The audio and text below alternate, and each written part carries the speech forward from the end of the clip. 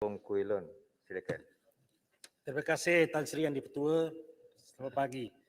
Bukit Bintang minta Menteri Wilayah Persekutuan menyatakan mengapa TPKL masih membenarkan melaksanakan projek pembangunan mega bertingkat tinggi di atas lot 635, Seksyen 55, Jalan Scott Brickfield, Kuala Lumpur yang sempit terletak antara Villa Scott Condominium dan Central Scott Suite yang dipantau keras oleh penduduk-penduduk Wahar telah lama dihentikan kerana mengancam keselamatan dan menimbulkan kesesakan lalu lintas dan kepadatan serius. Terima kasih. Terima kasih.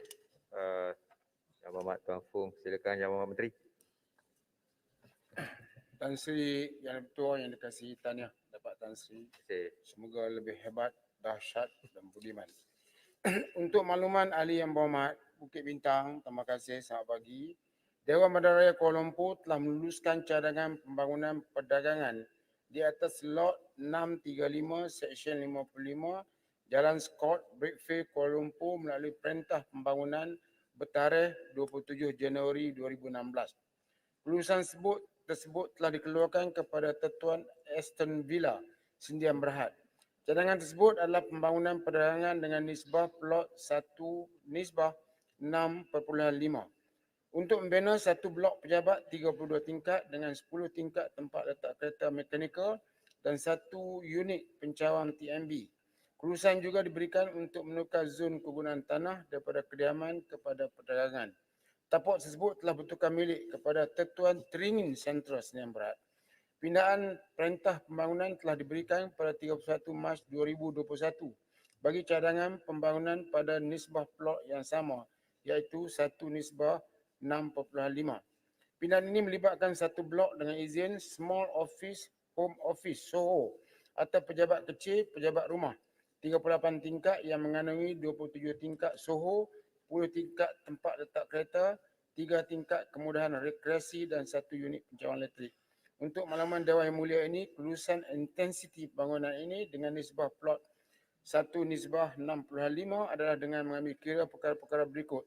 Yang pertama, kawasan sekitar tapak cadangan telah diluluskan untuk kegunaan pembangunan bercampur.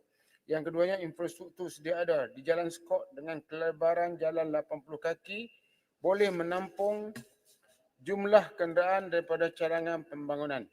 Yang ketiga, sekitar tapak ini terdapat kemudahan pengangkutan awam sedia ada iaitu KL Sentral, komuter dan LRT serta stesen monorail Tun Sam Bantan. Terima kasih. Silakan Yang Berhormat Bukit Bintang. Terima kasih Tan Sri Di-Pertua soalan tapan. Memandangkan jalan Scott terlalu sempit dan sesak kerana terdapat 3 blok kondo bertingkat tinggi, termasuk 4 tokong yang menjadikan jalan penuh dengan kenderaan dan orang ramai. Nisbah kepadatan sangat tinggi, cadangan pembinaan terlalu rapat dengan pembangunan sedia ada. Tidak menuruti peraturan kebobaan dan sudah pasti menghalangkan kenderaan udara dan memandangkan sinaran matahari terhalang. Penduduk-penduduk sangat bimbang dengan keselamatan dan bahaya. Mengapakah bantahan-bantahan keras penduduk-penduduk ke atas projek tertinggi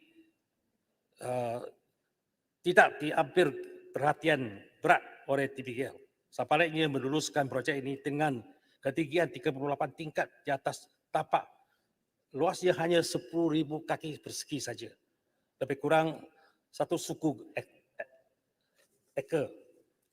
Bolehkah TPKL menarik balik kelulusan kecuali pemaju bersetuju membina blok bangunan yang lebih rendah dan tidak sesak yang sedia diterima oleh pembantah-pembantah dan sekitar di kawasan projek yang dicadangkan ini. Terima kasih. Terima kasih. Silakan Yang Berhormat Menteri. Ya, Tan Sri Yang Di-Pertua, terima kasih di atas soalan tambahan. Yang pertama sekali, tanah lot 635 Jalan Scott merupakan tanah milik persendirian. Ya. Yang keduanya, pembangunan ini telah mematuhi keperluan teknikal perancangan seperti anjakan bangunan, akses keluar masuk, penyediaan tempat letak kenderaan, penyediaan kemudahan awam dan sebagainya. Pilih boleh membangun tanah ini seperti pembangunan di kawasan sekitar. Yang berhormat di sekelilingnya ialah macam Villa Scott 30 tingkat, Scott Center 26 tingkat, Tetuan Wan Bon Bo Hotel Suite 33 tingkat. Kelilingnya dah bangun. Dia ada di tapak yang masih belum dibangun. Jadi dia ada hak sebagai tanah pendirian untuk membangunkan kawasan yang berkenaan. Dan ini telah pun kita maklumkan tadi dimulakan pada tahun 2016 lagi. Jadi sekarang ni kelulusan telah pun diberi. Saya lebih mirip kalau Yang Berhormat setujulah meminta supaya tetuan pembangunan yang baru ini supaya membina kawasan jalan kaki berbumbung yang jaraknya hanya 450 kaki, 50 meter saja ke LRT, MRT dan 350 ke monorail. Jadi Yang Berhormat itu lebih baik daripada kita menyekat pembangunan kepada kawasan yang berkenaan. Kuala Lumpur mesti hidup dengan pembangunan berterusan. Bukan kita sudah bangun, kawasan lain yang belum bangun, kita halang untuk mereka bangun. Mereka ada hak sebab ini kawasan tanah persendirian dan kita mematuhi syarat-syarat teknikal yang dikenakan. Saya tahu Yang Berhormat tak apa gembira, tapi gembira kalah diri Yang Berhormat kerana ini adalah tanah persendirian yang harus kita bagi penghormatan untuk mereka membangunkan kawasan yang berkenaan. Terima kasih. Ada soalan teman sebelah sini? Tuan Betul. Kalau tak ada, simpan lenggam. Okey, terima kasih Tuan Betul. Maaf, dah satu. Simpan lenggam pula, Baby. Okey, terima kasih Tuan Betul. Jika tadi dibincangkan tentang pembangunan infrastruktur di ibu kota kita, tetapi saya ingin membawa kepada pembangunan human capital. Jikalau kita lihat pada tahun 2020, Kuala Lumpur telah dipilih untuk menjadi World Book Capital. Tetapi banyak program-program, aktiviti, acara yang tidak dapat dijalankan kerana pandemik pada waktu itu PKP. Jadi saya kira banyak program-program tersebut boleh kita anjakkan untuk dilaksanakan bagi tahun-tahun berikutnya.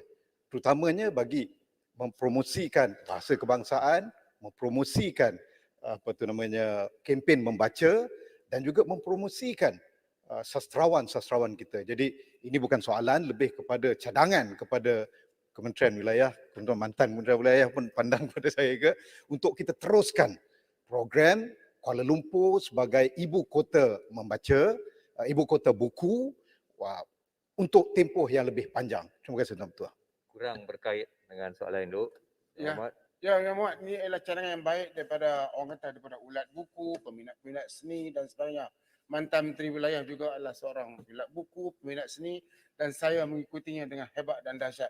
Pandangan ini adalah pandangan yang cukup baik dan ia telah menjurus perkara sekarang perancangan yang dibuat ini menjurus ke arah perkara yang Berhormat sebut dan saya menjemput warga Malaysia, warga kota untuk sama-sama dengan program yang telah kita atur dengan hebat dan dahsyatnya. Terima kasih.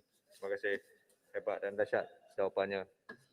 Yang Berhormat semua, sekarang tamatlah sesi untuk waktu pertanyaan-pertanyaan menteri pada hari ini. Terima kasih semua Yang Berhormat. Pertanyaan-pertanyaan bagi jawab lisan. Saya menjemput Yang Berhormat Datuk Haji Syabuddin bin Yahya. Silakan. Assalamualaikum warahmatullahi wabarakatuh. Yang Berbahagia Tan Sri Speaker, soalan saya nombor 1. Terima kasih. Silakan Yang Berhormat Timbalan Menteri.